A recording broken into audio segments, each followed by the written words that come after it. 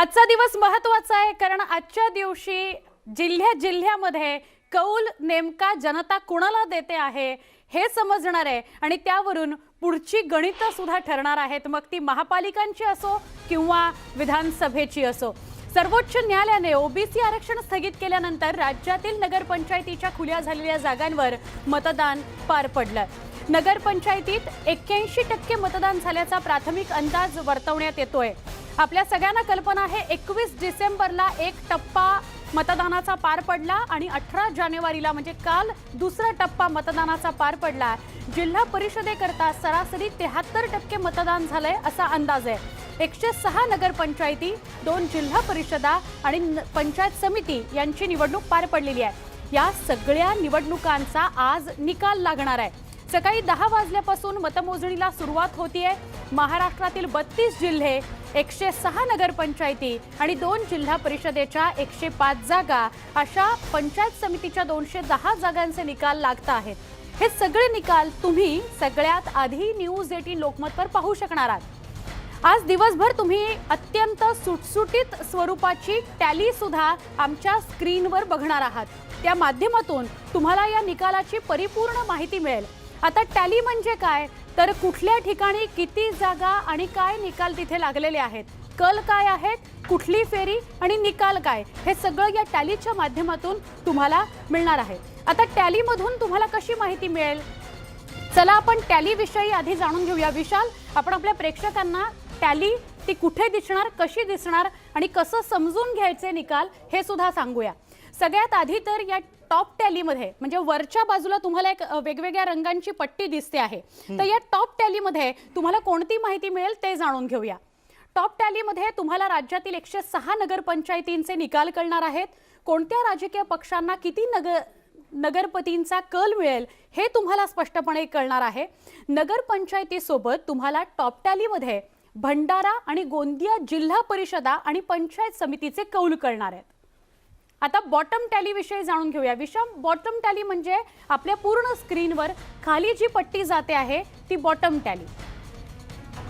आणि या बॉटम टॅलीत आपल्याला महाराष्ट्रातील 5 प्रादेशिक विभागानुसार नगरपंचायतींच्या एकूण जागांपैकी कोणत्या राजकीय पक्षाला किती जागा मिळतात हे कळू शकणार आहे। सुवर्णा, बरोबर।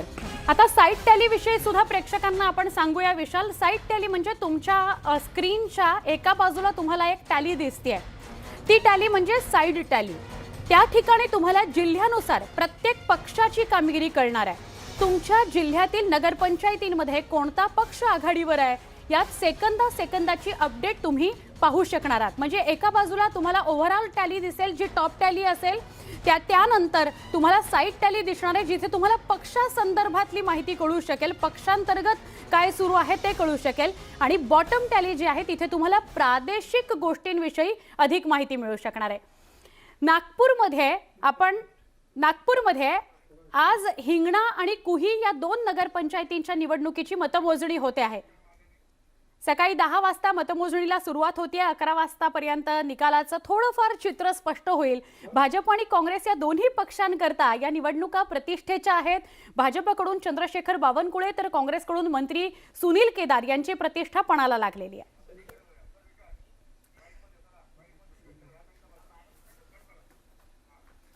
आणि खरं तर याच विषयी माहिती देण्यासाठी आपले प्रतिनिधी आपल्याबरोबर असणारे सुवर्णा आज दिवसभर आपल्यासोबत आहे। नागपूरवरून आपले प्रतिनिधी तुषार कोहळे, त्याचबरोबर शिवाजी देखील कोकणातनं आपल्यासोबत आहेत। बघूयात, कारण कोकणातली रंगत जी म्हणजे लढत जी आहे ती रंगतदार आहे। आणि दुसरीकडे बीडमधनं आहेत आपले प्रतिनिधी सुरेश आणि आपल्याबरोबर आहेत पंढरपूरवरनं आहेत ते वीरेंद्र उत्पात। चला, सुरुवातीला आपण जाणार आहोत थेट नागपूरमध्ये आपले प्रतिनिधी या सगळ्या घडामोडींवरती लक्ष ठेवून आहेत। तुषार, मला पहिला प्रश्न विचारायचा आहे तुला की सगळे दिग्गज नागपूरच्या या सगळ्या रिंगणामध्ये उतरलेले होते, म्हणजे पहिल्यांदा असं बघायला मिळालं। म्हणजे अर्थात यापूर्वी खरं तर नेत्यांची जबाबदारी असते की आपल्या पक्षाच्या उमेदवाराच्या प्रचारासाठी म्हणून उपस्थित राहणं, पण दिल्लीतले देखील दिग्गज नेते हे आपल्याला पंचायत समिती या निवडणुकीच्या बाबतीत प्रचारात पुढे येताना दिसले। यंदा कोणाची प्रतिष्ठा तिथे कुठे कुठे कशी पणाला लागली? विशाल, नागपूरसह विदर्भाचा विचार करायचा झालं तर विदर्भामध्ये भंडारा आणि गोंदिया दोन जिल्हा परिषदच्या देखील निवडणूक आहे. त्यामुळे या निवडणुकीचा जर केंद्रबिंदू राहणार त्या भंडारा गोंदिया जिल्हा परिषदेचा निकाल देखील असणार आहे. राज्यामध्ये 4 टप्प्यामध्ये स्थानिक स्वराज्य संस्थेच्या निवडणुका होत असतात. त्यातला हा दुसरा टप्पा सुरू आहे आणि जमिनी स्तरावर म्हणजे राजकारणात 2 शब्द वापरले जातात, एक राजकारणाची हवा किंवा राजकारणाच्या हवेचा वेग. तर आपल्याला या निवडणुकीमधनं जमिनी स्तरावर कोणत्या पक्षाची हवा आहे याचा एक अंदाज येतो. त्यामुळे प्रत्येक राजकीय पक्ष या निवडणुकीसाठी आपली पूर्ण शक्तीपणाला लावतात. त्याचं कारण असतं की या निवडणुकीमधनं निवडून येणारे जे नगरसेवक असतात हेच विधानसभेच्या निवडणुकीसाठी, आमदारांसाठी, राजकीय पक्षांसाठी अत्यंत निर्णायक भूमिका पार पाडत असतात. त्यामुळे या निवडणुकीला प्रत्येक राजकीय पक्ष अत्यंत गांभीर्याने घेतात. आता महत्वाचा विषय हा आहे की विदर्भ किंवा नागपूरचा जर विचार करायचा झाला तर विदर्भामधनं काँग्रेसचे सर्व मोठे नेते येतात. त्यामध्ये समजून जा आपण प्रदेशाध्यक्ष नाना पटोले यांचा विचार केला, त्यांच्याच गृह जिल्ह्यामध्ये भंडारा आणि गोंदिया इथे जिल्हा परिषदच्या निवडणुका होत आहे, नगरपंचायतच्या निवडणुका होत आहे. तर भाजपचे देखील मोठे नेते नागपूरमधून येतात. विरोधी पक्षनेते देवेंद्र फडणवीस असेल, केंद्रीय मंत्री नितीन गडकरी असेल, चंद्रशेखर बावनकुळे असेल, यासारखे नेते हे सर्व विदर्भातल्या निवडणुकीवर लक्ष ठेवून होते. 2 टप्प्यामध्ये या निवडणुकीसाठी मतदान झालं आणि दोन्ही टप्प्यामध्ये हे सर्व नेते सक्रिय होते. विशेष करून पहिल्या टप्प्यामध्ये जास्त मतदार संघामध्ये निवडणूक होती, त्यामुळे तिथे जास्त सक्रियता पाहायला मिळाली. आता एक गोष्ट महत्वाची आहे की पहिल्या टप्प्यामध्ये म्हणजे 3 महिन्याआधी जेव्हा राज्यामध्ये नगर परिषदेच्या निवडणुका झाल्या होत्या तेव्हा ओबीसी आरक्षणाचा मुद्दा गाजला होता आणि तो ओबीसी आरक्षणाचा मुद्दा हा कुठेतरी भाजपच्या विरोधी जाताना दिसत होता आपल्याला. त्यामुळे तो बुमरँग आता यावेळेस कोणावर होतं हे बघणं अत्यंत महत्वाचं राहणार आहे की राज्यातलं ओबीसी आरक्षणामुळे महाराष्ट्रातलं राजकारण हे ढवळून निघत आहे. त्यामुळे या निवडणुकीमध्ये ओबीसी समाजाची नाराजी ही कोणाच्या पथ्यावर पडते हे देखील या निवडणुकीच्या माध्यमातून महत्वाचं राहणार आहे. या निवडणुकीचा आणखी एक महत्वाची विशेषता ही असते की स्थानिक स्तरावर म्हणजे स्थानिक स्तरावर जे स्थानिक मुद्दे असतात, छोटे छोटे मुद्दे असतात, अगदी छोटे छोटे मतदार संघ असतात आणि त्या स्थानिक मुद्द्यांना घेऊन हे निवडणूक पुढे जात असते. यामध्ये प्रत्येक राजकीय पक्ष वेगवेगळ्या आघाड्या पाहायला मिळतात. म्हणजे जर का तुम्ही भंडारा आणि गोंदिया जिल्हा परिषदेच्या 5 वर्षा आधीचं निवडणुकीचं चित्र पाहिलं तर गोंदियामध्ये जे आघाडी झाली होती काँग्रेस आणि राष्ट्रवादी झाली होती, मात्र भंडाऱ्यामध्ये जी आघाडी झाली होती ती भाजप आणि काँग्रेसची होती. त्यामुळे निवडणुकीच्या निकालानंतर देखील एक महत्वाची खेळी राजकीय या निवडणुकीच्या निकालानंतर देखील आपल्याला पाहायला मिळते. पण आजचा निकाल हा अत्यंत महत्वाचा आहे. 10 वाजता निकाल मतमोजणीला सुरुवात होणार आहे. नागपूर जिल्ह्याचा विचार करायचा झालं तर कुही आणि हिंगणा या 2 नगरपंचायतच्या मतमोजणीला सुरुवात होणार आहे. दोन्ही ठिकाणी भाजपची सत्ता होती, त्यामुळे भाजपला या दोन्ही नगरपंचायत जिंकणं अत्यंत महत्वाचं आहे. त्यांची प्रतिष्ठा पणाला लागलेली आहे. जिल्ह्याचा विचार करायचा झालं तर भाजपची निवडणुकीच्या प्रचाराची धुरा ही चंद्रशेखर बावनकुळे यांच्या खांद्यावर होती, तर काँग्रेसकडून मंत्री सुनील केदार यांच्या खांद्यावर ही निवडणुकीच्या प्रचाराची धुरा होती. त्यामुळे आजचा जो निकाल आहे हा उर्वरित महाराष्ट्रातला जरी आपण बघितला ना तर प्रत्येक राजकीय पक्षासाठी अत्यंत महत्वाचा आहे. कारण की विधानसभेच्या आधी जे नगरसेवक निवडणुकीमध्ये अत्यंत निर्णायक भूमिका पार पाडतात त्या नगरसेवकांची ही निवडणूक असते. त्यामुळे प्रत्येक राजकीय पक्ष या निवडणुकीमध्ये स्वतःला झोकून देतात आणि जमिनी स्तरावर कोणत्या पक्षाची हवा आहे हे आपल्याला कळेल. म्हणजे महानगरपालिका म्हणजे मुंबई असेल, नागपूर, मोठ्या महानगरपालिकेचा जेव्हा निकाल लागतात तेव्हा निवडणुकीच्या राजकारणाची हवाचा वेग किती आहे याचा अंदाज येतो. आणि पंचायत समिती जिल्हा परिषदच्या निवडणुकीमधनं राजकारणातल्या निवडणुकीची हवा कोणाची याचा अंदाज येतो. त्यामुळे आजच्या निकालानंतर राज्यामध्ये कोणत्या पक्षाची हवा आहे हे देखील चित्र स्पष्ट होणार आहे. सुवर्ण, आपल्याबरोबर आपले प्रतिनिधी सुरेश जाधव देखील आहेत. एकूणच जर मराठवाडा याबद्दल जर बोलायचं झालं तर यंदा आपण जर बघितलं तर रावसाहेब दानवे, भागवत कराड यांच्यासारखे नेते प्रचाराकरता म्हणून ठाण मांडून होते. अशा वेळी या सगळ्या प्रचारात कोणते महत्वाचे मुद्दे समोर येताना आपल्याला दिसले, सुरेशला आपण विचारूया. सुरेश, मराठवाड्याचा जर विचार केला तर विशाल, मराठवाड्यामध्ये आपण पाहिलं तर बीड जिल्ह्यामध्ये 5 नगरपंचायत आहेत, जालन्यामध्ये सुद्धा 5 नगरपंचायत आहेत, नांदेडमध्ये 3 नगरपंचायत आणि उस्मानाबादमध्ये जर पाहिलं तर उस्मानाबादमध्ये 2 नगरपंचायतची निवडणूक आहे. आणि या एकूण निवडणुकीच्या अनुषंगाने यावर्षी जे ओबीसी आरक्षण स्थगित झालं त्यानंतर ही 2 टप्प्यात होणारी निवडणूक आहे. आणि 2 टप्प्यामध्ये निवडणूक होत असताना या निवडणुकीच्या प्रचारासाठी आपण बीडचा जर विचार केला तर बीडमध्ये ज्या भाजपच्या राष्ट्रीय सचिव आहेत पंकजा मुंडे या ठाण मांडून होत्या. त्याचबरोबर बीडचे पालकमंत्री धनंजय मुंडे यांनी देखील पाचही नगरपंचायतमध्ये झंझावती प्रचाराच्या सभा केलेल्या होत्या. एकमेकावरती आरोप प्रत्यारोप झाले होते. विकासाच्या राजकारणाचे मुद्दे सुद्धा यामध्ये होते. कोणी विकास केला नाही केला या विषयाच्या बाबतीत सुद्धा चर्चा केली होती. आपण जालन्याचा विचार केला तर जालन्यामध्ये देखील रावसाहेब दानवे आणि राजेश टोपे जे आरोग्यमंत्री आहेत त्यांची प्रतिष्ठा पणाला त्या ठिकाणी सुद्धा लागली आहे. स्थानिक प्रचाराचे जे मुद्दे आपण पाहिले तर स्थानिक प्रचाराच्या मुद्द्यांमध्ये विकासाचं राजकारण आणत असताना जे केंद्रीय पातळीवरचे नेते होते ते आल्यानंतर एकमेका पक्षांवरती टिप्पणी केली जात होती. मात्र जे मतदार आहेत त्या मतदारांना तिथल्या पाण्याची व्यवस्था, स्वच्छतेची व्यवस्था या मुद्द्यांच्या बाबतीमध्ये कुठेतरी प्रचारांमधून हे मुद्दे बाजूला गेले होते. मात्र ते स्थानिक पातळीवरचे आमदार असतील, खासदार असतील हे या मुद्द्यांकडे लक्ष वेधून घेत होते. तर बीडमध्ये आपण विचार केला तर बीडमधल्या पाचही नगरपंचायतीमध्ये 4 नगरपंचायत ह्या भाजपच्या ताब्यामध्ये अगोदर होत्या. आष्टी, पाचोरा, शिरूर या तीनही नगरपंचायत सुरेश धस जे भाजपचे आमदार आहेत यांच्या ताब्यात होत्या. तर आता त्या ठिकाणी महाविकास आघाडी विरुद्ध भाजप हा जो काही संघर्ष आहे तो संघर्ष रंगलेला आज 11 वाजेपर्यंत, 12 वाजेपर्यंत त्याचं चित्र समोर येणार आहे. आपण जर दुसऱ्या ठिकाणी पाहिलं तर वडवणी नगरपंचायत आहे. या ठिकाणी भाजपचे माजी आमदार केशव आंधळे यांनी राष्ट्रवादीच्या पॅनलला त्या ठिकाणी सहकार्य केलेलं आहे. आणि जर केजचा विचार केला तर केजमध्ये राष्ट्रवादी आणि काँग्रेस आमने सामने आलेले आहे. त्या ठिकाणी भाजपचा म्हणजे भाजप हा धनंजय मुंडेंची सुद्धा टीका केली होती की भाजप हा राष्ट्रीय पक्ष आहे. मात्र पंकजा मुंडे यांचा बालेकिल्ला समजला जाणाऱ्या भाजपच्या बालेकिल्ला समजल्या जाणाऱ्या बीड मधल्या केज नगरपंचायतमध्ये भाजपचा एकही उमेदवार रिंगणात नाही. त्या ठिकाणी काँग्रेस आणि राष्ट्रवादी ही निवडणूक होते आणि ज्या काँग्रेसच्या राज्यसभेच्या खासदार आहेत रजनीताई पाटील यांची प्रतिष्ठा करायला लागली. त्यांचा मुलगा त्या ठिकाणी उभा आहे. त्यामुळे एकंदरीत या निवडणुकीच्या अनुषंगाने जर आपण पाहिलं तर ही निवडणूक ही जसं की मगाशी तुषारने सांगितलं ही निवडणूक ही येणाऱ्या विधानसभांची निवडणुकांची रंगीत तालीम असते. स्थानिक पातळीवरती कुठल्या पक्षाला मतदार कौल देतात याच्यावरून ही उद्याच्या येणाऱ्या ज्या निवडणुका आहेत त्याची खूप मोठी रंगीत तालीम असते आणि त्यावरून हवा समजते. त्याच पद्धतीने बीडमध्ये सुद्धा आता या निकालामधून खरी म्हणजे महाविकास आघाडी बीड मधल्या लोकांना आवडतो की भाजप की इतर पक्ष हे आपल्याला पाहणं महत्वाचं ठरणार आहे. नक्की. सुरेश, ग्राउंड रिपोर्ट काँग्रेसला मिळणं गरजेचं आहे की महाराष्ट्रामध्ये आपण नेमके कुठे आहोत? त्याचप्रमाणे भाजप आणि शिवसेना, राष्ट्रवादी काँग्रेस यांना सुद्धा ग्राउंड रिपोर्ट काय आहे तो कळण्याकरता ही निवडणूक महत्वाची आहे. सुरेश, 412 ज्या जागा होत्या ओबीसी आरक्षण हटवल्यानंतरच्या 412 जागा ज्याच्यासाठी काल मतदान झालं, तर मराठवाड्यामध्ये या 412 पैकी किती जागा होत्या आणि ओबीसी आरक्षण हटवल्यानंतर या जागांवरचं चित्र काय असेल असे अंदाज बांधले जात आहेत?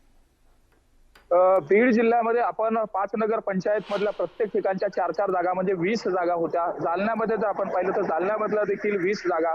नांदेडमध्ये जर पाहिलं तर आपण नांदेडमधल्या 11 जागा होत्या आणि उस्मानाबाद मधल्या जर जागांचा विचार केला तर जवळपास 8 जागा. अशा एकंदरीतच ज्या ओबीसी आरक्षणामुळे ज्या स्थगित झालेल्या जागा होत्या आणि त्या ठिकाणी ओपन निवडणूक घेतली गेली आणि या निवडणुकीमुळे आता साहजिकच ओबीसी आरक्षण रद्द झाल्यामुळे जो ओबीसी समाज आहे त्यांच्यामध्ये नाराजी आहे. स्थानिक स्वराज्य संस्थेमधून जे नगरसेवक असतात, नगर अध्यक्ष असतात, इथून नेतृत्वाची बांधणी होते. नेतृत्व हे इथून या ठिकाणी उभा राहतं. मात्र या नगरपंचायत निवडणुकांमध्ये जर ओबीसींना स्थान मिळालं नाही तर याची खूप मोठी नाराजी आपण बीड जिल्ह्यामधून पाहिली होती. या संदर्भात मोठे मोठे रास्ता रोके सुद्धा झाले होते. मात्र आता प्रत्यक्ष मतदार जे ओबीसी मतदार आहेत ते कुणाच्या पारड्यामध्ये मतदान टाकतायत हे सुद्धा पाहणं महत्वाचं ठरणार आहे. आणि बऱ्याच ठिकाणी जे ओबीसी राखीव जागा होता त्या ठिकाणी काही पक्षांनी ओबीसीच्याच उमेदवारांना उमेदवार दिला. मात्र काही ठिकाणी मात्र बदल देखील झाल्याचं आपल्याला चित्र पाहायला मिळालं. त्यामुळे एकंदरीतच आता ओबीसी मतदानाच्या म्हणजे ओबीसी आरक्षणाच्या स्थगितीनंतर या निवडणुकांचे परिणाम हे प्रत्येक वेळेच्या निवडणुकीपेक्षा वेगळे असणार आहेत. कारण यातून साहजिकच ओबीसी मतदारांची नाराजी देखील आपल्याला पाहायला मिळणार आहे. आणि त्यामधून येणाऱ्या ज्या जिल्हा परिषदच्या निवडणुका आहेत बीड जिल्ह्यामध्ये आणि इतर ठिकाणी सुद्धा जिल्हा परिषदच्या निवडणुका येत आहेत. त्यामुळे एकूणच या स्थानिक स्वराज्य संस्थांच्या निवडणुकांमध्ये आता ओबीसी आरक्षण स्थगिती हा मुद्दा सुद्धा महत्वाचा ठरणार आहे. सुवर्णा, त्यामुळे प्रत्येक ठिकाणची जी निवडणूक आहे अर्थात स्थानिक स्वराज्य संस्था ज्यांच्या हाती सगळ्यात जास्त त्याला पुढली निवडणूक जी आहे ती वेगळ्या अर्थाने सोपी असते. तर आपण हे जाणून घेतोय आणि क्षणाक्षणाची आकडेवारी न्यूज 18 लोकमत आज दिवसभर आपल्यापर्यंत पोहोचवणार आहे. जाऊयात कोकणामध्ये. कोकणातली लढत ही या अर्थाने खरं तर खास आहे सुवर्णा. एका ठिकाणी शिवसेनेविरुद्ध शिवसेना आणि दुसरीकडे तसं बघायला गेलं तर राणेंविरुद्ध इतर असणारे नेते. तर त्यामुळे काय नेमकं कोकणात घडते जाणून घेऊया शिवाजीकडनं. शिवाजी, खरोखर राणे विरुद्ध शिवसेना असा संघर्ष सिंधुदुर्ग जिल्ह्यामध्ये आपल्याला पाहायला मिळतोय, परंतु रत्नागिरी जिल्ह्यामधलं चित्र वेगळं आहे। या ठिकाणी 2 नगरपंचायतीची निवडणुका पार पडल्या। आज 10 वाजता मतमोजणीला सुरुवात होणार आहे। या दोन्ही नगरपंचायतीमध्ये शिवसेनेविरुद्ध माजी पर्यावरण मंत्री रामदास कदम यांच्या पॅनलने बंडखोरी केली होती, त्यामुळे या ठिकाणी नेमकं चित्र काय होतं हे पाहणं सुद्धा तितकंच गरजेचं आहे। संपूर्ण राज्याचं या दोन्ही नगरपंचायतीच्या निवडणुकीच्या निकालाकडे लक्ष लागलेलं आहे। माजी पर्यावरण मंत्री रामदास कदम हे शिवसेनेवरती नाराज आहेत, जिल्ह्याचे पालकमंत्री अनिल परब यांच्यावरती नाराज आहेत, अशी नाराजी सुद्धा त्यांनी यापूर्वी दर्शवलेली आहे। त्यामुळेच अनिल परब यांनी जिल्ह्याचं नेतृत्व त्यांच्याकडे असल्यामुळे त्यांनी माजी आमदार सूर्यकांत दळवी यांच्याकडे दापोली आणि मंडणगड नगरपंचायतीची धुरा सोपवलेली आहे।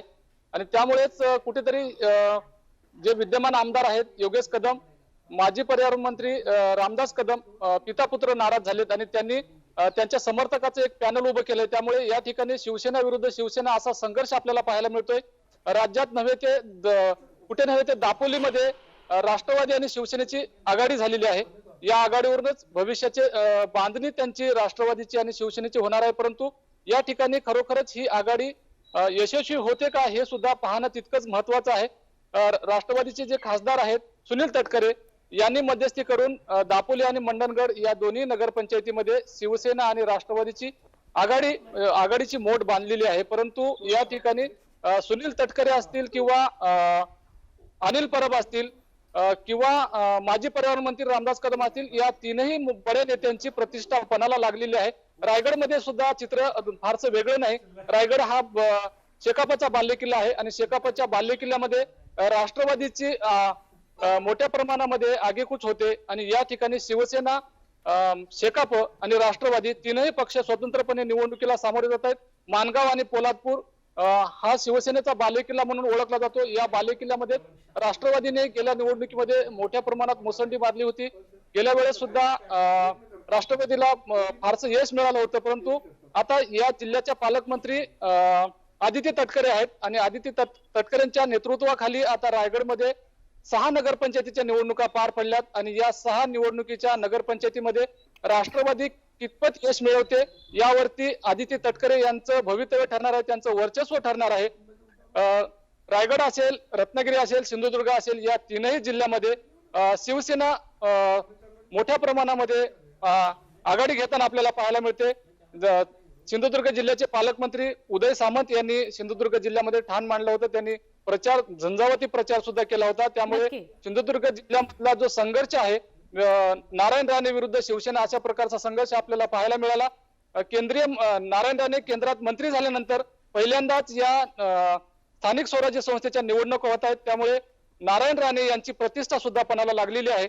नेमकं या निकालावरून काय होतं हेच पाहणं गरजेचं आहे। नक्की शिवाजी, विशाल, अनेकदा आपण निवडणुकांविषयी बोलताना तिथल्या लोकांचे कल काय आहेत, तिथल्या लोकांचा राजकारणाकडे बघण्याचा दृष्टिकोन काय, या सगळ्या गोष्टी सुद्धा बघतो। तर शिवाजी, मला हाच प्रश्न विचारायचा आहे की प्रदेशांनुसार गोष्टी बदलत जातात आणि जेव्हा अशी ग्राउंड लेवलची निवडणूक असते तेव्हा तर प्रामुख्याने त्याचा इम्पॅक्ट आपल्याला निवडणुकांमध्ये सुद्धा बघायला मिळतो। तर कोकणातल्या लोकांची मनस्थिती, त्यांचे स्वभाव, ते राजकारणामध्ये किती इंटरेस्टेड आहेत, या सगळ्याचा सुद्धा अशा ग्राउंड लेवलवरच्या ज्या निवडणुका असतात त्यात परिणाम, इम्पॅक्ट दिसून येतो। तर तसं बघता तू फिरत असतोस कोकणभर आणि सगळं वार्तांकनासाठी अनेक लोकांशी संपर्क सुद्धा असतो, तर या निवडणुकांवर त्या एका फॅक्टरचा कसा परिणाम होऊ शकतो किंवा दिसू शकतो? नक्कीच लोकांना विकास हवा आहे। विकासाच्या मुद्द्यावर ही निवडणूक पार पडत नाही, कारण आरोप प्रत्यारोप फक्त आपल्याला पाहायला मिळालेत। शिवसेनेने नारायण राणे यांच्यावरती आरोप केले, नारायण राणे यांनी शिवसेनेवरती आरोप केले, अशा प्रकारचीच प्रचारामध्ये रंगत आपल्याला पाहायला मिळाली। परंतु लोकांना विकास हवा आहे। विकासाच्या मुद्द्यावर ही खरं तर प्रचाराची निवडणूक व्हायला पाहिजे होती, प्रचारामध्ये तशा प्रकारचे मुद्दे यायला पाहिजे होते, परंतु कुठेही कोणत्याही नगरपंचायतीच्या प्रचारामध्ये विकासाचा मुद्दा आलेला नाही, केवळ राजकारण केलं गेलं। रायगडमध्ये सुद्धा आदित्य तटकरे पालकमंत्री झाल्यानंतर त्यांनी जे विकास कामं केली ते विकास कामाच्या माध्यमातून आपण निवडणुकीला सामोरे जातोय असं त्यांनी जाहीर केलं होतं, परंतु या ठिकाणी शिवसेना हा महाविकास आघाडीचा घटक पक्ष आहे आणि शिवसेना स्वतंत्रपणे निवडणूक लढत असल्यामुळे या ठिकाणी हा मुद्दा सुद्धा प्रभावी ठरलेला नाही, केवळ राजकारण झालंय। सिंधुदुर्ग जिल्ह्यामध्ये ज्या पद्धतीने प्रचार झाला त्या पद्धतीने रत्नागिरी जिल्ह्यामध्ये सुद्धा प्रचार झाला। सुरुवातीला अनिल परब दापोली आणि मंडणगड या दोन्ही ठिकाणी प्रचारासाठी आले होते. त्यांनी मोठ्या प्रमाणामध्ये स्थानिक नेत्यावरती टीका सुद्धा केली होती आणि त्यांना प्रत्युत्तर म्हणून माजी पर्यावरण मंत्री रामदास कदम यांनी मुंबईमध्ये लाईव्ह पत्रकार परिषद घेऊन अनिल परब यांचा समाचार घेतला होता. त्यामुळे कुठेतरी या दोन नेत्यामध्ये शीतयुद्ध सुरू आहे हे उघड झालं आणि दोन्ही नेत्याची प्रतिष्ठा सुद्धा पणाला लागलेली आहे. रायगड जिल्ह्यामध्ये एकमेकांवर आरोप प्रत्यारोप झालेले नाहीत. परंतु शिवाजी, मला यालाच जोडून असा एक प्रश्न विचारायचा आहे. म्हणजे यानंतर मला आसिफ मुरसलकडे जायचं, पण जाता जाता सुवर्ण हा महत्वाचा मुद्दा आहे की दापोली नगरपंचायत दोन नेत्यांची प्रतिष्ठा पणाला लागलेली आहे. एकीकडे जे भाई आहेत ज्यांना रामदास कदम भाई आणि दुसरीकडे आहेत अर्थात अनिल परब. अशा वेळी जसं तू म्हणालास की जर विकासाचा मुद्दा या ठिकाणी महत्वाचा आहे तर या दोघांच्या लढतीकडे लोक कसं बघतात? म्हणजे जर विकास ज्यांनी कोणी केला असेल कोणाच्या बाजूने मतं जाऊ शकतात असा अंदाज बांधला जातोय. दापोली विधानसभेमध्ये माजी पर्यावरण मंत्री रामदास कदम यांचे पुत्र योगेश कदम आमदार आहेत.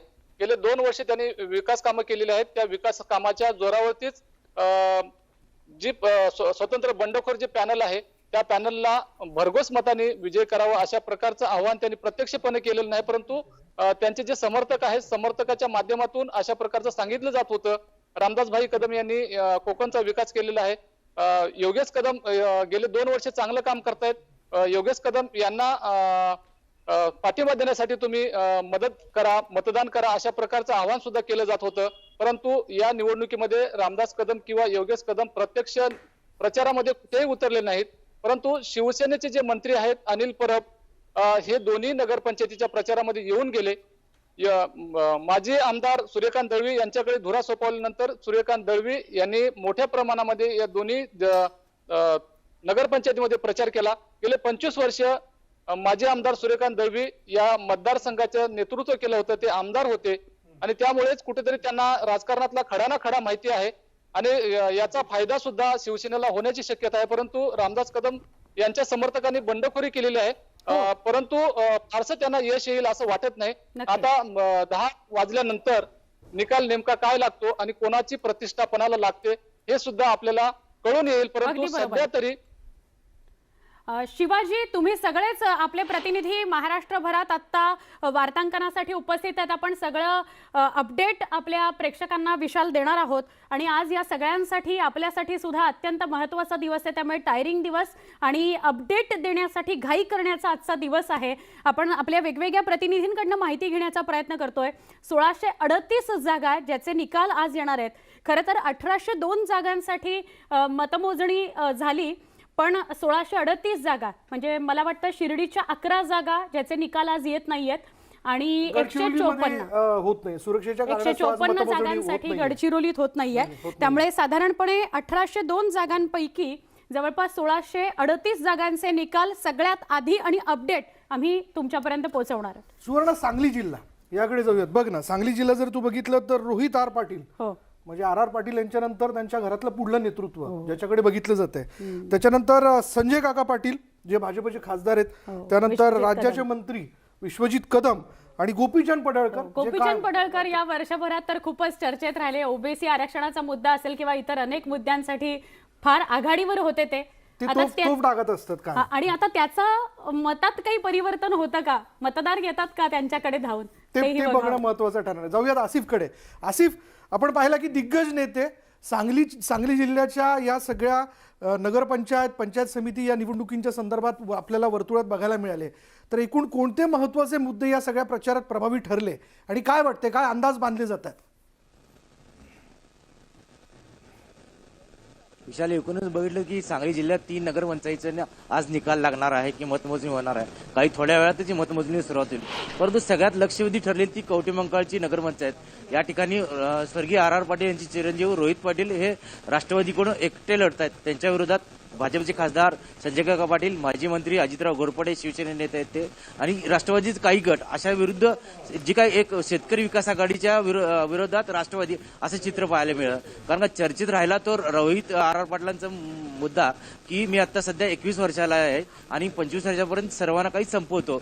कारण का हा विषय महाराष्ट्रभर गाजला आणि चर्चेत राहिला आणि याच मुद्द्यावरून स्थानिक लोक जे काही विकासाचे मुद्दे आहेत ते रोहित पाटील पुढे गेले आणि स्थानिक मुद्दे घेऊनच निवडणुकीचे लोकांसमोर मुद्दे घेऊन गेले. दुसरीकडे कडेगावचा विचार केला तर इथं कृषी राज्यमंत्री विश्वजित कदम हे काँग्रेसकडून प्रचार करत होते आणि ते लढत होते. तर त्याच ठिकाणी राष्ट्रवादीनं पहिल्यांदाच उमेदवारी उभा केली आहेत आणि त्या ठिकाणी भाजप सुद्धा पहिल्यांदाच उभं. त्यामुळं कडेगावकडं एक तिरंगी लढत होणार आहे. तर खानापूरमध्ये शिवसेना आणि काँग्रेस एकत्र लढत आहेत आणि याच ठिकाणी भाजप म्हणजे आपण मगाशी बोललात की ओबीसीचे नेते काय गोपीचंद पडळकर आहेत ते सध्या ह्या प्रचारात उतरले होते. त्यामुळं खानापूरमध्ये गोपीचंद पडळकरांना मतदार किती साथ देतात हे येणार लक्षात ठरेल. विशाल, असे आपण आणखीन काही वेगवेगळ्या मुद्द्यांना घेऊन खरं तर बोलणार आहोत. सुवर्णा, आपण अशाच पद्धतीने आज जी काही आकडेवारी 10 वाजल्यापासून आपल्या समोर येते ती त्वरित आपल्या प्रेक्षकांपर्यंत पोहोचवणार आहोत. पण यानंतर वेळ झाली एका ब्रेकची. पण ब्रेकवर जाण्यापूर्वी मी तुम्हा सगळ्यांना पुन्हा एकदा सांगते, स्क्रीनवर तुम्हाला टॅली दिसते आहे. वरच्या बाजूला बॉटम टॅली आणि एका बाजूला या तिन्ही टॅलींवर लक्ष ठेवून राहा. या तिन्ही टॅलींमधून तुम्हाला अत्यंत अपडेट जलद गतीने मिळणारे निकाल नगरपंचायतींचे कळणार आहेत. ज्यांना राजकारणामध्ये रस आहे आणि ज्यांना नाही त्यांच्यासाठी सोप्या पद्धतीने निकाल सांगण्याचा प्रयत्न मी करतोय. ग्राउंड रिपोर्ट आज आपल्याला स्पष्ट होईल की पुढे चित्र महापालिकांचं किंवा विधानसभेचं काय असणार आहे. एक छोटा ब्रेक, लगेच भेटूया.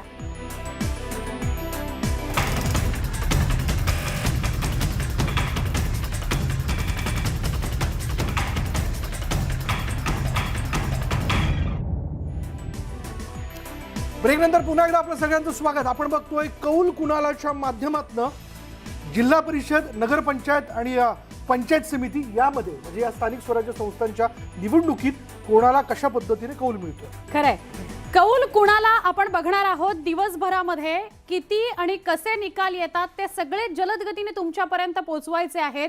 सोलापूर जिल्ह्यामधलं काय चित्र राहिलं याविषयी आपण आता जाणून घेणार आहोत. सोलापूरमध्ये आपण बघितलं तर माळशिरस, नातेपुते आणि म्हाळुंग. अच्छा, माळशिरस, नातेपुते आणि म्हाळुंग या 3 नगरपंचायती जिथे काय चित्र होईल याच्याकडे सगळ्यांचं लक्ष लागलेलं आहे. प्रतिष्ठापणाला लागलेली आहे ती मोहिते पाटील घराण्याची आणि त्याबरोबर बबन शिंदे. दोघे दिग्गज नेते आहेत. एक्झॅक्टली, म्हणजे सहकार क्षेत्रातले दिग्गज नेते. आणि यावेळेला आपल्याला नगरपंचायतीच्या निवडणुकांमध्ये प्रामुख्याने जसं तू काही क्षणापूर्वी म्हणत होतास की चित्र पक्षांचं सोयीचं बघायला मिळालं.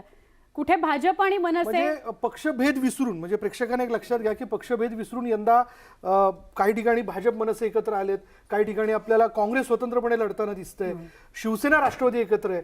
तर अशा पद्धतीने ते आपल्या सोयीनुसार आघाड्या करून घेतल्यात त्या ठिकाणी. तर याच विषयी म्हणजे सोलापूरबद्दल बोलण्याकरता आपण जाणार आहोत. आमचे प्रतिनिधी वीरेंद्र उत्पात या क्षणाला आपल्या बरोबर आहेत. चला जाऊयात आणि त्यांच्याकडनं माहिती जाणून घेऊयात की वीरेंद्र, माळशिरस, नातेपुते आणि म्हाळुंग या नगरपंचायत निवडणुकीची आज मतमोजणी होताना आपण बघतोय. यामध्ये खरं तर खरी लढत जसं आपण बघतोय की भाजप विरुद्ध राष्ट्रवादी अशीच एकूण बघायला मिळते. काय एकूण अंदाज बांधले जात आहेत? विशाल, हा जो माळशिरस, म्हाळुंग आणि नातेपोते हा पूर्ण टापू आहे हा मोहिते पाटील घराण्याचा हे जो वर्चस्व असणारा टापू आहे आणि त्याच्यामध्ये भाजपमध्ये गेल्यापासून जो राष्ट्रवादी मधला गट आहे त्याला चेहरा जरी नसला तरी मोहिते पाटील गटाला विरोध करण्यासाठी ते या निवडणुकीच्या रिंगणामध्ये उतरलेले आहेत. आणि म्हाळुंग जी नगरपंचायत आहे तिथं मोहिते पाटील गटामध्ये गटबाजी झाल्या कारणाने कदाचित तेथील निकाल जो आहे म्हाळुंग नगरपंचायतीचा तो मोहिते पाटील म्हणजे भाजपच्या विरोधात जाण्याची शक्यता आहे आणि अंतर्गत जे वाद आहेत त्याच्यामुळे आमचं नुकसान होऊ शकतं असं मोहिते पाटील यांच्या नेत्यांकडनं खासगीमध्ये बोललं गेलेलं आहे. त्यामुळे तेथील निकाल सोडले तर भाजपचा वर्चस्व असणार आहे. नातेपुते असेल, माळशिरस असेल, माळशिरस मध्ये तरुण आमदार राम सातपुते यांनी पूर्ण धुरा सांभाळली आहे. एकंदरीत जी गटबाजी आहे ती मोहिते पाटील गटाला भोवणार का हा प्रश्न आहे. परंतु जे काँग्रेस आणि शिवसेना यांचा मात्र कुठेही इथं अशी उठावदार कामगिरी होताना दिसत नाही. कारण की काँग्रेसचे जे जिल्हाध्यक्ष आहेत ते अजून एक मोहिते पाटील, जे धवलसिंह मोहिते पाटील आहेत ते आहेत, परंतु फारशी त्यांची काही चुणूक या नगरपंचायतीच्या इलेक्शन मध्ये दिसत नाहीये. महाळुंग सोडता भाजपचा वर चष्मा असण्याची एकंदरीत शक्यता दिसत आहे. पण मग यामध्ये वीरेंद्र, जसं आपण बघतो अहमदनगरच्या बाबतीत की विखे हा एक स्वतंत्र पक्ष आहे, तसंच सोलापूरच्या बाबतीत जर बघायला गेलं तर मोहिते पाटील यांच्यावरती जर पक्षाचं कुठलंही चिन्ह काढून टाकलं तर लोक मोहिते पाटील हा एक स्वतंत्र पक्ष आहे असं गृहीत धरून खरं तर त्यांच्या पाठीमागे जात असतात. तर तू जसं म्हणाला की गटबाजी झालेली आहे, तर याचा काही परिणाम यामध्ये दिसून येऊ शकतो का? काय इथील जे स्थानिक जे राजकारण आहे ते अत्यंत किचकट असतं. त्यामुळे जे गटबाजी आहे जी जरी झाली तरी मोहिते पाटीलांकडे असे म्हणजे अपक्ष उमेदवार पण त्यांनी उभे केलेले आहेत. त्याचा फटका मोहिते पाटील गटाला किंवा भाजपला बसण्याची एकंदरीत शक्यता आहे असं त्यांच्या नेत्यांकडून खासगीमध्ये बोलण्यात आलेलं आहे.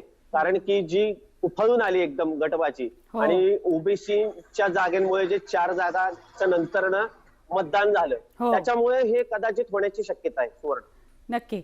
आपण वीरेंद्र अशी बोलत असताना हा मुद्दा पुन्हा प्रकर्षाने मला असं वाटलं विशाल की समोर येतोय. कोकणात आपण शिवाजीची बोललो होतो की स्थानिक राजकारणामध्ये लोकांना इतका इंटरेस्ट असतो, म्हणजे तिथले जे स्थानिक लोक असतात ते या सगळ्या गोष्टींचा विचार करून मग मतदान करतात आणि त्याचा परिणाम म्हणून आपल्याला नगरपंचायत किंवा जिल्हा परिषदेच्या मतदानामध्ये बघायला मिळतो आणि निकालांमध्ये सुद्धा तो समोर येतो. आता आपण अजून एक आपले प्रतिनिधी एका ठिकाणी गेले होते आणि तिथे काय वातावरण होतं ते बघत होते, तर आपण त्याच्यावर नजर टाकूया.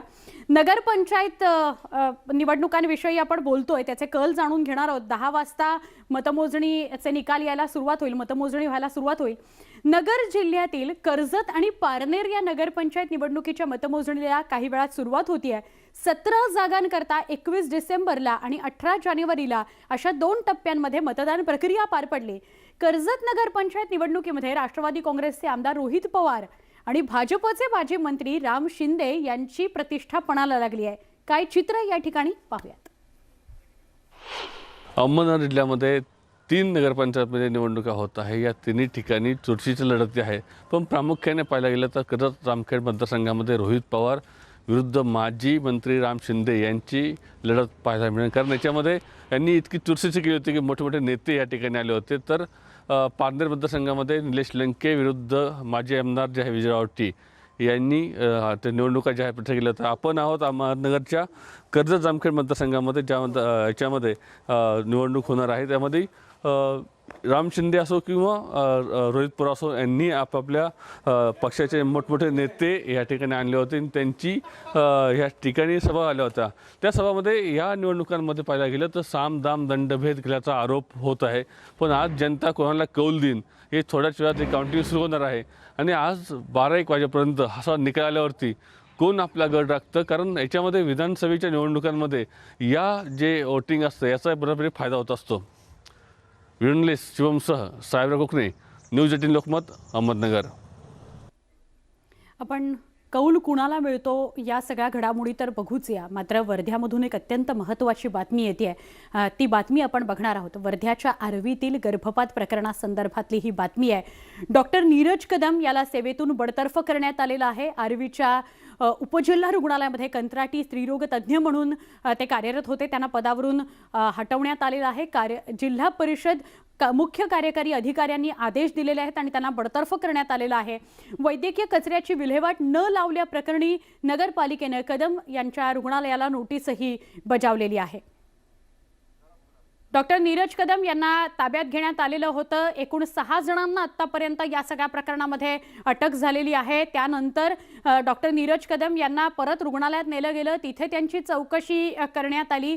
त्याच्या मागे म्हणजे या रुग्णालयाच्या मागे असलेला जो परिसर आहे, गॅसची जी टाकी आहे, त्यात सापडलेले अवयव आणि त्यानंतर झालेली चौकशी, हे सगळं प्रकरण आपल्या समोर अत्यंत गंभीर आणि भयंकर असा हा प्रकार आहे. आमचे प्रतिनिधी नरेंद्र मते यांच्याशी आपण या सगळ्याविषयी बोलूया. नरेंद्र, काय अपडेट? आत्ता असं कळतंय डॉक्टर नीरज कदम यांना सेवेतून बडतर्फ करण्यात आलेला आहे. नक्कीच सुवर्ण न्यूज 18 लोकमतचा हा दणका म्हणावा लागेल, कारण 2 दिवसापूर्वीच आपण बातमी चालवली होती आणि बातमीच्या माध्यमातून प्रशासनाला प्रश्न विचारला होता की आरोग्य विभागाने तक्रार का दिली नाही आणि तक्रार न देण्यामागचं कारण काय, असा प्रश्न उपस्थित केला होता. आणि याच प्रश्नाची याच सवालाचा प्रशासनाने दखल घेत काल जे 6 सदस्यीय अभ्यास गट जो स्थापन केला होता संचालकांनी, तो या ठिकाणी दाखल झाला होता. जिल्हा आरोग्य प्रशासनाने सुद्धा याची गंभीर दखल घेतली. जिल्हा परिषद सीओ यांनी काल बडतर्फचे आदेश काढले आणि त्यांना तात्काळ सेवेतून निलंबित बडतर्फ करण्यात आलं. ते गेल्या 2018 पासून या उपजिल्हा रुग्णालयामध्ये कंत्राटी स्त्रीरोग तज्ज्ञ म्हणून या ठिकाणी कार्यरत होते. ते 50,000 रुपयाचं मानधन या ठिकाणून उचलत होते आणि याच काम करत असताना त्यांचा जो सरकारी औषधाचा जो साठा होता तो त्यांच्या घरी आला होता. तोच या साठ्याच्या हा साठा कसा काय आला, याच कारणातून त्यांना बडतर्फ करण्यात आलेला आहे.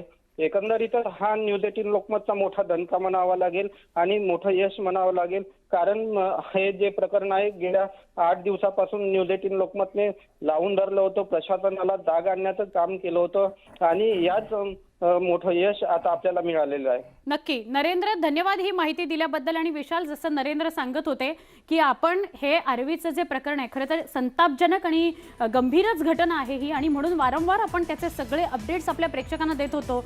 ही बातमी लावून धरण्यामुळे अनेक गोष्टी समोर येत आहेत. आता जसं कदमला बडतर्फ केलंय, 6 जणांना अटक झाली, यातलं थोडं बहुत यश आपण सुद्धा घ्यायला लागेल, कारण हा गंभीर प्रकार ज्याच्यावर वारंवार आपण बोट ठेवला. बरोबर, कायम वेगवेगळ्या विषयांना घेऊन न्यूज 18 लोकमत पाठपुरावा करतं आणि त्याचा हा इम्पॅक्ट आपण बघतोय. आणि त्याचबरोबर आज आपण एक महाकव्हरेज जे आहे ते आपल्या समोर आणतोय. कौल कुणाला, ज्या माध्यमातून राज्यातल्या जिल्हा परिषद, नगरपंचायत आणि पंचायत समितीचे आजचे निकाल काय असतील, तिथली आकडेवारी काय असेल, आम्ही आपल्यापर्यंत पोहोचवणार आहोत. एक छोटासा ब्रेक घेऊन लगेच भेटतोय.